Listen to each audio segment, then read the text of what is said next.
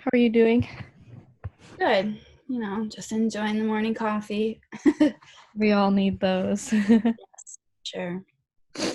And you're in Minnesota, right? Yeah, Yeah. I moved to Minnesota mid-October. So I've been here for about, what is that, 5 months? I don't know. What are you working on right now? I mean, I see a lot of stuff on your Instagram. So my paper is owned by Forum Communications Company, and they have properties throughout Minnesota, also in South Dakota and surrounding states. Mhm. But we're doing this project called 19 Hours, and we're basically just like documenting an hour of an individual, a business, a nurse, throughout the pandemic. So through all of the properties, we're going to have a reporter and a photographer on, um, to the best of the abilities of everyone's abilities. Not all of the properties have full-time photographers, Mhm. but we're going to have someone kind of documenting like what an hour looks like for this person or this business. So the plan right now is to follow a nurse, who also has livestock at home, so kind of how that is working. I believe she also has kids. To go into a textile factory and see how they're dealing with this huge surge of like hospital linens and how what precautions they're taking, and but also like who are these workers and do they have personal protection equipment on, everything like that. Stop, my cat is trying to climb up my curtains right now. um, and what else? So things like that. I'm going to be photographing those, but I'll also be in my neighborhood for an hour from like 6 to 7, and just kind of showing how people in the neighborhood have adjusted, Mhm. how they're checking in with each other at 7 o'clock every day.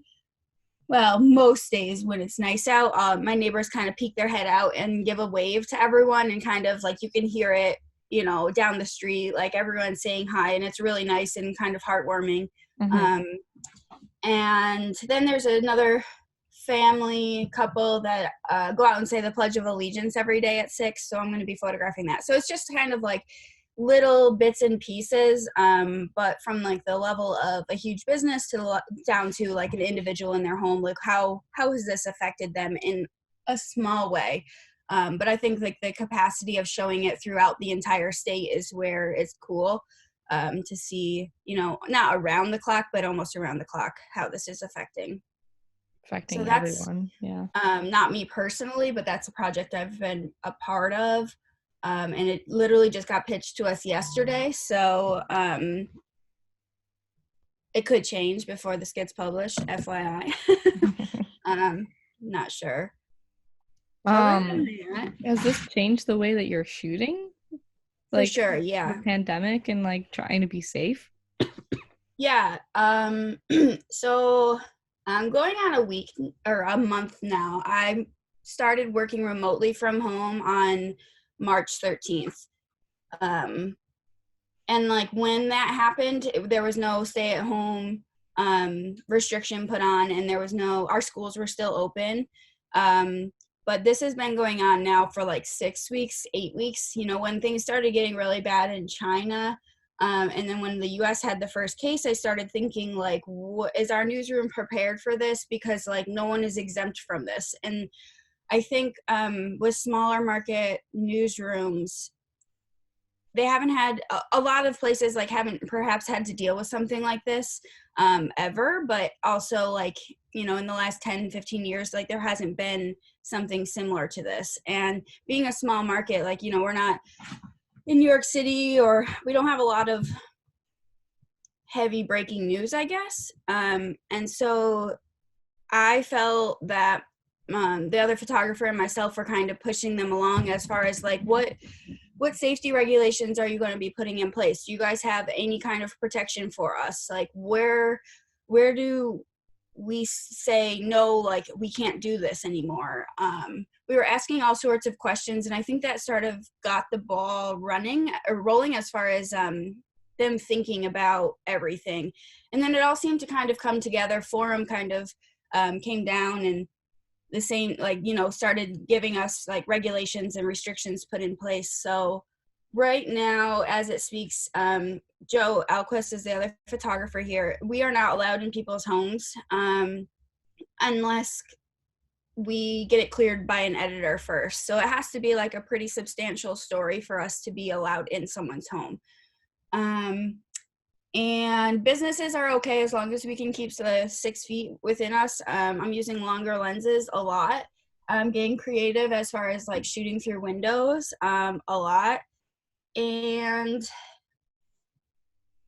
I don't know. I think I wear a mask when I can't determine if the situation I'm going into is going to be like if I'm going to be able to social distance and keep my distance and it's going to be fresh air or whatnot, because a lot of times you don't really know exactly what you're getting into. So I wear a mask, but I found trouble with it, not only logistically with like my glasses fogging up and it's harder to shoot, but you don't realize how much you communicate with your facial expressions. And now like you have half your face covered. So how do you connect with people and communicate with people without words like that you do normally? You seem a bit unapproachable, and I think people are more scared that perhaps like we have the virus or we're, like there's this like unsaid fear when someone's wearing a mask, and then they also have a camera, and I think it sparks a little bit more hesitancy than it did before. So how do you connect with people when you have a barrier on your face, really? So yeah, I would say like at the heart of it, these are all things that you kind of deal with on a less intense basis with this job, but now it's like kind of everything thrown in there at once. Mm-hmm. Yeah, definitely. That's crazy. You talked about wearing a mask. Is that something that you carry that you didn't have to carry before? Yeah, so I kind of had to, so like weeks before this got bad, masks, you couldn't find masks, and Yeah. so I was looking 6-8 weeks ago for a mask. Something I probably should have been a little bit more proactive about. You can't find an N95 mask anywhere right now, and I mean even Mayo Clinic has a shortage of them. So if they can't find them, like I'm not going to be able to find one right now. So I just have surgical masks, and I was able to get them by kind of putting out a call email through our entire like newsroom and advertising staff and everyone that works at the Post Bulletin. I kind of just like sent out a help me, we need some kind of equipment. And I got a good response. I got some more like Clorox wipes and hand sanitizer, masks. So right now my car is pretty much like my sanitizing station. And everything takes a little bit longer because you have to have this like procedure of before you get out of your car, you have to make sure your hands are clean to put on your mask, and then you get out, and when you get back you take off the mask, and like I don't have an endless supply of masks, so I have to be reusing these. So I have to make sure that like I pull it off like just with using the ear thing, so I'm not touching the face part of it, so I'm not like potentially contaminating that. And then I pretty much use hand sanitizer, and I use a Clorox wipe, and I like kind of wipe down like my steering wheel and things first, and then I wipe down my cameras because I don't really want to be putting like a really wet Clorox wipe on my cameras. And then I get home and I take off my shoes, and I don't put my shoes in my apartment anymore. And I pretty much have like outside clothes and inside clothes, and when I have my outside clothes on, like if I'm still working for the day, I only sit in one chair. I don't know, like it's kind of just like this black hole that you can keep spiraling down, but at the same time, it's not just me that could be affected by like how I deal with this and my regime of sanitizing, I guess. It's like I could, if I don't do this properly, like I could potentially infect someone. Right. And I don't think I could ever like live with myself if someone were to fall sick because I neglected to, do Take these the things. precautions. Yeah. And like has that like impacted your job and like your like is the risk worth the photograph? Um, Definitely something that I kind of like go over in my head a lot. I'm lucky to have Joe because we can kind of bounce ideas back and forth and talk about these things, and like the whole network too. You know what I mean? Mhm. But I think everyone right now is just trying to figure that out. I think we're all kind of in the same boat as far as like where does the risk exceed, you know, the photograph and all sorts of things. But I also feel a huge responsibility to be documenting this as far as a history part, like stake, and also for like my community. Like, uh, if if no one's out there documenting these things, it's not being done. Um, so yeah, there's certain things that I have stepped back from, like, um, you know, just like feature hunting. I'm not gonna really right now, I'm not gonna get super intimate with feature hunting. I'm not gonna like invite myself into someone's home or backyard, Mhm. like I would previously, you know, like I'm not going to approach someone right away. I kind of give them that sense to that I give them that chance to say no kind of before, which I normally wouldn't do. I would kind of just get right in there and start photographing and, you know, use my body language and their body language to like suss out the situation. But right now, like, I give them that opt out, Mhm.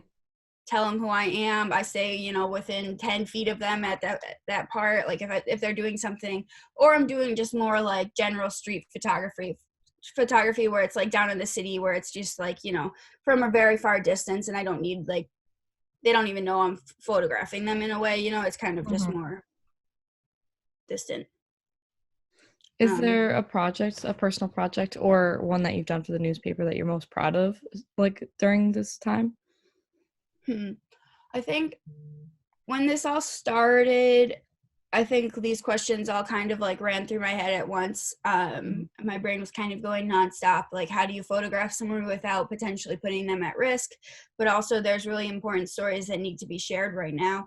Um, and so, before the stay at home uh, restriction got put into place, I pretty much just contacted those that are higher risk and you know, I reached out to them and told them that I wanted to do a portrait series kind of showing why we need to stay at home and whose lives we're putting at risk when we go out for non-essential things, or for, you know, multiple times or multiple trips, or when we're still congregating in our neighborhoods, when the kids are still playing together, like who is this ultimately going to affect? So I kind of pulled uh, you know, higher risk individuals, so cancer patients, people that have compromised immune systems, an elderly lady, and I connected with them and I set up to photograph them through their windows, so that I'm not even like I'm on their property, but I'm not, you know, within any kind of unsafe distance from them, and there's also a window barrier between us. Um, that was a that was probably like the I mean, I did that within the first week. So I did 4 portraits within a week, setting it all up by myself while also doing other assignments. My editors didn't know about the project until I had photographed two of the individuals. And then the next day I set up the other two. So, and then it was in print 2 days later. So it was like, it's very, you know, a very quick deadline. Um, but logistically that was hard because I was on the phone with them on speakerphone while I was shooting them so that they could hear me, and like I did interviews beforehand so I knew the situation, but I also had to make sure they had a window that I could shoot through. Logistically, like shooting through a window is not the easiest thing. Making sure that there's not my reflection in there, but also just like some windows are tinted and dirty, and so but I think that like I wanted that physical barrier in the photos to represent that these people like are kind of more stuck than we are, the general population. Like, um, you know, I guess in a way, like I feel very lucky that if I do get it, you know, the chances are that I will come through from it. But that's not the case for a lot of people, and I don't think that I wanted the gravity to sink in for the rest of the population why this is so important for them to be staying home Yeah, and for definitely. us. Definitely. How did I'm just wondering like how that affected like you as a photographer, like having that physical barrier. Like we normally as photographers get up close and personal with subjects and we're right there and we have conversations and we're close, and now you can't really do that. Yeah, for sure. There's no handshakes. There's no small talk anymore in a way. Like you have shorter assignments. You're less intimate with people. It's it's like not what we're taught to do or what we're taught to like strive for in certain respects. I mean, obviously you're still stressing for that in most situations, but the way you have to go about it is quicker and faster, and you have to get in there and just get in, get out, and get the images you want. um I don't know, like I said, like with the mask on and that sort of thing, there is barriers, but I think at the end of the day, this is something that like I've never dealt with. And it's affecting everyone in some way, shape, or form, as far as, they lost their job or they're furloughed or their kids are not home from school, or, like they can't get certain things at the grocery store. Like every single person has been affected by this. So I think that's like in a way something that unites us all. And so when I go, they know exactly, after I'm there, like if I'm at an event or something, they kind of like understand, like we're all in this together. And so Mhm. I have found like a really nice response from the community. And like when I'm reaching out to people as far as setting things up, which I've been doing a lot of myself, I've gotten like a great response, which not I mean, you understand, like, when you send out an email, you sometimes you wait weeks for a response. Or when you give someone a phone call, like you leave a voicemail and then you follow up with an email and like no one's getting back to you, and like I haven't had really a lot of that. And when I do, it's for like a reason, because they're not at the office or that kind of thing. So I've gotten a great response from the community, so it kind of is reassuring that they do want this coverage, and you know they want us here, which Mhm. is nice. um Working for a newspaper, I don't think you can ever say you're like fully confident in having your job in a year from now.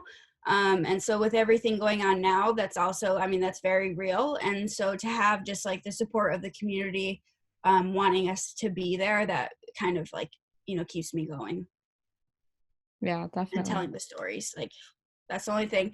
I was talking to another photojournalist and I was like, the only thing that kind of keeps me going right now is like telling these stories. That's the only time I feel sane. Like I can't Mhm. just like sit down and like fully relax, which is like a thing in my own, but I have to be kind of like working on something or going out there and finding something and telling a story, because that's like when I feel okay. Mhm. That's when there's like that peace and like everything is, yeah, Yeah, I feel like definitely. I'm doing my job, but also like I'm doing that person's justice, but also I'm documenting, and that's what I need to be doing. Yeah, definitely. Well, thank you for talking to me. It was great to like hear like your side of things. Yeah, sorry if I'm rambling. No, no. It's kind of like a fog, I'm I not think sure we're what day all it is sometimes, experiencing and I a wake up in the middle of the night with story ideas, or fog.